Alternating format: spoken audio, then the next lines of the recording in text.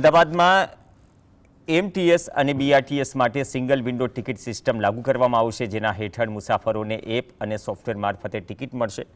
472 કરોડના ખર્ચે 12 વર્ષ માટે સોફ્ટવેર ખરીદવામાં આવશે।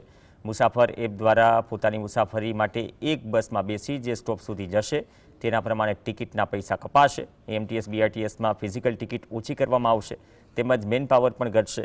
આ અંગે સ્ટેન્ડિંગ કમિટીની બેઠકમાં અંદાજ સાથે મંજૂરી આપવામાં આવી અને 1 વર્ષમાં આ યોજના અમલમાં આવશે।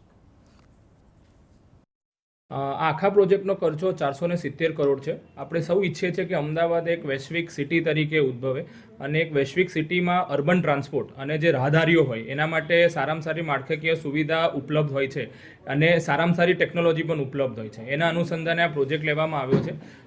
આખો પ્રોજેક્ટનું જે એક્ઝિક્યુશન છે એ 12 મહિનામાં થશે। એના પછીનો જે સમયગાળો છે એમાં આખું O&Mનો આના અંતર્ગત પણ લઈ લેવામાં આવ્યું છે।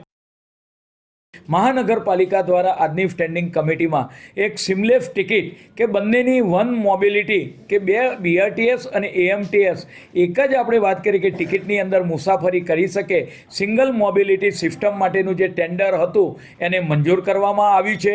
પરિણામે કોઈપણ વ્યક્તિ સિંગલ ટિકિટ દ્વારા એએમટીએસ અને બીઆરટીએસમાં આપણે